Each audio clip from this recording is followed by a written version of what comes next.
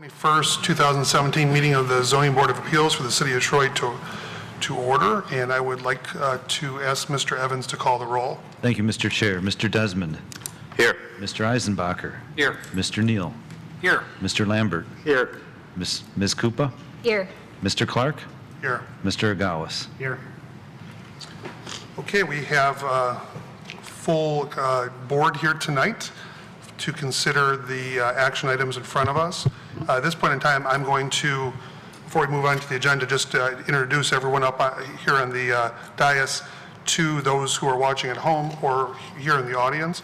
So to my far left, your right, is Mr. Lambert, and then next to him is Vice Chairman Eisenbacher, and this is our newest member of the Zoning Board of Appeals, who is a planning commissioner who's also serves in her capacity now as a liaison between this board and that body as well. But this is Ms. Koopa, so welcome to you. I'm Glenn Clark, the chairman, and to my right over here is Mr. Desmond. To his right is Mr. Neal, and this is Mr. Agawas. And then over on the side is Mr. Evans, who represents the city administration, and he serves as our liaison to them as well. And then, of course, this is Mr. Motsney, who is an assistant city attorney who, for our purposes here tonight, will serve as our legal advisor to this body. And at this point in time, I'd like to call on Vice Chairman Eisenbacher to read to the public our rules and procedures for this body. The Zoning Board of Appeals is a group of 7 of your neighbors appointed by City Council to decide on requests for variances and other matters that are brought before them. A variance is a relaxation of the literal provisions of the zoning ordinance. Petitioners must indicate a hardship or practical difficulty with the land that would warrant the granting of the variance. Procedure. The board will hear the items in the order that they appear on the agenda. When an item is called, the chairman will verify that the petitioner is present. Then the city administration will summarize the facts of the case. The petitioner will be given an opportunity to address the board to explain the justification of the action requested. After the petitioner makes their presentation and answers any questions that the board may have, the chairman will open the public hearing. Any person wishing to speak on the request should raise their hand, and when recognized by the chairman, and come up to the podium. The speaker should identify themselves with name and address, indicate the relationship to the property in question, for example, next door neighbor, live behind the property, etc., and state whether they are in favor of or against the variance request and give reasons for their opinion. Comments must be directed through the chairman. Comments should be kept as brief as possible and closely pertain to the matter under consideration. Only one person will be recognized by the chairman to speak at one time. At the conclusion of public comments, the chairman will close the public hearing. Once the public hearing is closed, no other public comment will be taken unless in response to a specific question by a member of the board. The board will then take a motion to approve, deny, or postpone the request. In order for the request to pass, a minimum of 4 votes are needed. If the request is not granted, the applicant has the right to appeal the board's decision to Oakland County Circuit Court. Thank you, Vice Chairman Eisenbacher. Now on to item number 2 is the approval of minutes from the November 15th meeting, which, yes, indeed, folks, was our last meeting. And that seems like eons ago, and it was. So I'm glad to see everyone back here at the board table again tonight. But are there any questions of the city administration, or is there a motion to be made by a member? Mr. Lambert. Mr. Chairman, I would move approval of the minutes. There's been a motion for approval. Mr. Desmond seconds. Any discussion on that motion? Seeing none, Mr. Evans, I believe we're prepared for a vote. Mr. Eisenbacher. Yes. Mr. Neal. Yes. Mr. Lambert. Yes. Ms. Koopa. Abstain. Mr. Clark. Yes. Mr. Agawas. Yes. Mr. Desmond. Yes. Question for our legal advisor. It's been our practice in the past that abstentions haven't been allowed on this board, and I understand probably why she voted the way she did, but I won't speak for our colleague here. But can you just address that for this purpose? Well, generally, a board member could vote on approval of the minutes even if they weren't present. There's nothing that requires you to abstain just because you weren't present. As a member of this board, you can approve the minutes even if you weren't there, so that's acceptable. And if a member it's been a while since we broached this issue. If a member still casts an abstention, what then? If it makes no difference to approval, then it's really a moot point. Okay. However, if it gets to the point where the vote is required to pass or not approve the minutes, then maybe that member should be required to vote as part of their duty as this board. Okay. Would you like to address that before we record the vote? I think it's majority approved, so I will stick Okay. with the abstain. All right. Mr. Evans, can you just acknowledge that we, for the record, then that motion passes? Yes, it has okay. passed, yes. Very good. So moving on to the approval of the agenda, this is not a vote or an action item for a vote, but are there any questions or concerns about the printed agenda as presented? Or any suggestions for a change? Hearing none, the agenda is set. And now we move right into our main action item for tonight's meeting, which is item 4A. This is related to a variance request by Tom Carnacci for a property that is related to 340 Booth. Mr. Evans, could you please present the information to us? Thank you, Mr. Chairman. I'd just like to direct everyone's attention to the monitors. The property is at 340 Booth. I've got an aerial of the neighborhood on the monitor. Property circled. This neighborhood's north of Square Lake Road and east of Livernois. Now I've zoomed in a little closer, and the yellow on the map is actually all the properties that are delineated single-family zoning, R1B. That includes the subject property and all the property you see on the map, including everyone in the neighborhood. And I've also provided the board in their packet a close-up view of the particular area of Booth with the subject property in the middle. It's a single-family home, and all the homes, everything around it is single-family residential. And this is the site plan that they provided, and what I've done is zoomed in on the next slide to kind of show what they want to do. Booth is at the top of this slide, even though you can't see it. And what they want to do is add on to the house. They want to add some living space, a porch, and add on to the existing attached garage. All the addition is going to be on the north end of the house. And in order to maintain the same east wall with the existing garage, they essentially want to bump that portion of the garage north. The zoning ordinance requires that any portions of this house or additions to the house be at least 10 feet away from the side property line, and they're proposing to have it 5 feet from the side property line, consistent with what's there now. And so in order to proceed, they do need a variance. In researching this, we did find and provided the board in their packet that in 1975, the zoning board did grant a similar variance to allow the garage to be where it's located now, 5 feet away from the side property line. The applicants provided elevations to show how the proposed improvements will look. And I'll turn it back over to the board for any questions. Thank you, Mr. Evans. Are there any questions for the city administration on this matter? Hearing none, we can call the applicant forward to the microphone. So please identify yourself and your relationship to the property in question. I'm Tom Karnacki, Unico Commercial, putting the package together on behalf of the Steinmack family. Welcome. And Jason Steinmack is here. Okay. Good evening. Hello. So why don't you just give us an overview regarding the variance request that you've already submitted, obviously, but maybe give us your bullet points. As Paul had mentioned, that it was already granted back in '75. Our client would just like to enhance, excuse me, my voice is a little tired tonight, is just trying to enhance his house right now and beautification for that area without taking and going into the back area with, there's so many trees and everything concerned there.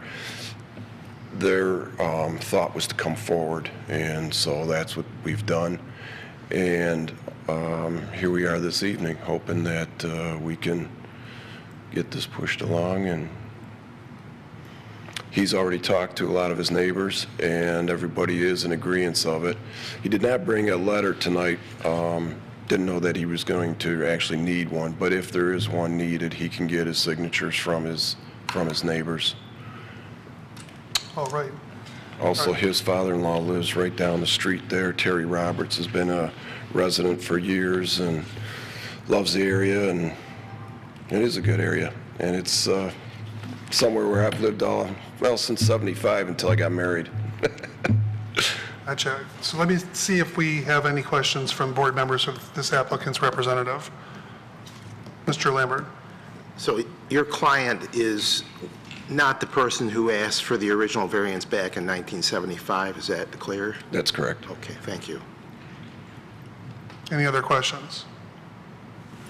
I'll just have one really quick one. If I look into your statement of practical difficulty that was submitted to the city staff for our benefit, you do mention here that this will also enhance property values in the area, and this board cannot consider that. So bigger, better might be great from some people's perspective, but not others. But we're bound to the zoning ordinance, and if there isn't a practical difficulty running with the land, then that's a significant issue.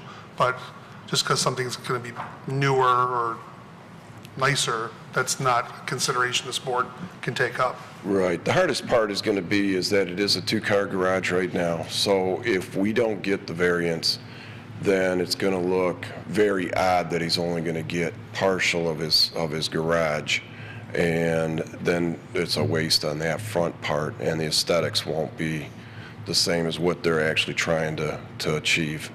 The other thing too is to go off to the south of that garage into the backyard. He's got all of his electric and HVAC, the power lines and everything are all on the back side of that garage, which would be extremely difficult to try to move any of that.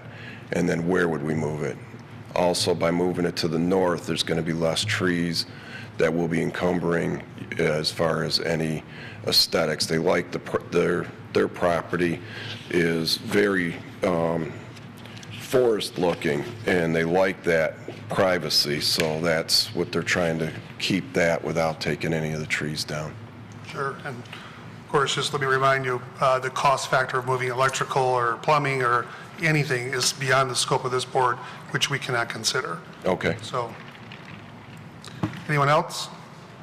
If you could have a seat, I'd appreciate that. All right. Thank you. Thank you for your time. And now I'm going to open the public hearing on this matter to the general public. So if you're here to address the board on this matter, please come to the microphone and identify yourself. Seeing that there isn't anyone who is interested in addressing the board on the matter, I'll close the public hearing and bring it back to the board for consideration. Or further questions of city staff.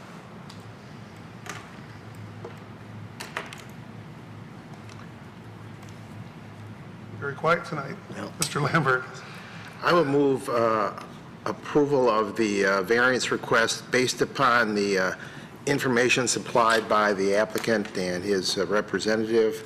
Number one, looking at the unusual configuration of the property, the way that the original variance was requested and approved by the zoning board, it would be somewhat absurd for us now to go back and say you can't accommodate that variance that was given back in 1975. And the fact that, and I don't know if Mr. Eisenbacher was going to read any comments by the public, but I assume after I make my motion, he may or may not. So we have no opposition from the neighbors, and it will have no detrimental impact upon the neighborhood. We'll take a second if there is one. I'll second. Vice Chairman Eisenbacher seconds that. Before any discussion, let's just bounce it back to Vice Chairman Eisenbacher. Are there any communications on this matter from the public? I've seen no email communications, nothing was placed on the table, and nothing was included in the packet that I saw. There was one. Or what? There was? Just for everyone's reference, on page 20 of the packet, there's a short email, had a resident from 6346 Donaldson indicate that they have no objection. Okay. Okay, thank you, Vice Chairman Eisenbacher and Mr. Evans. And now back to the board table for discussion on the motion. Are there any comments or thoughts before we cast a vote on this matter from a member of the board? Vice Chairman Eisenbacher. One thing we should just add into the record is that looking at the aerial view and based on the testimony, we also are avoiding damage for item number E of our list of approved methods, is we're avoiding any damage to trees by granting this variance, trees on the property. Okay, thank you. Anyone else? Mr. Evans, no, okay. Mr. Evans, I believe we're prepared to vote. Mr. Neal, Yes. Mr. Lambert, Yes. Ms. Koopa, Yes. Mr. Clark, Yes. Mr. Agawas, Yes. Mr. Desmond, Yes. Mr. Eisenbacher. Yes. Motion passes. Congratulations, you have your variance. So we move on to item number 5, which is communications. Mr. Evans, anything for us? Nothing. Trying to stretch this meeting out as long as possible since we haven't met forever, but I guess we're not going to be successful in that regard. We do have something that could be controversial here. We have item 6A, proposed zoning board of appeals meeting dates for 2017. Mr. Evans, could you address that, please? Yeah, our rules of procedure indicate that the board has regularly scheduled meetings on the third Tuesday of each month. The schedule reflects that, and staff has done a good job to make sure that there's no conflicts with holidays and so forth. So I think we're in the clear unless the board sees it otherwise. So that's proposed. Do we need an action item on that? No, we already have it in our rules of procedure. Yeah, okay. I didn't anticipate any changes tonight, but, you know, there's 7 of you that I'd just like to double check with. Mr. Lambert? Just one suggestion to staff, unless the majority of the board objects, but normally I believe we elect our officers in May, and if there's no items on the agenda that evening, I was wondering if we could maybe have like a quick legal refresher for us. That way we could have some actual business and also conduct our elections that night, assuming there's no appeals or variances coming in front of us. I think we could arrange that, but I'll check with Lori, the city attorney, just to verify she's available, but yeah, we should be able to do that. And if it's not in May, would April be fine? In other words, just if we didn't have a meeting in December, we didn't have one in January. If we run into that situation again, go ahead and see if we can get city attorney's office to do a presentation. Okay. And of course, related to our minutes from going way back to November 2016, that was addressed under item 6, for having the city attorney come out and address us on an update. And of course, my favorite, especially for newer board members, is the Open Meetings Act and the communications provision related to that, because it's always good to have a refresher on that. I think anybody, no matter how long their service has been on a board or a commission, it's just good to be on the angel side of the line and regarding the state law. So we will see each other all together for sure in May, guaranteed. Moving on to item number 7, public comment. Are there any comments by the general public at this time? Please proceed to the podium and be heard or recognized. Seeing none, I will close that portion out. And are there any other comments, questions, or concerns by a member of the board or city staff? Well, we are adjourned until March.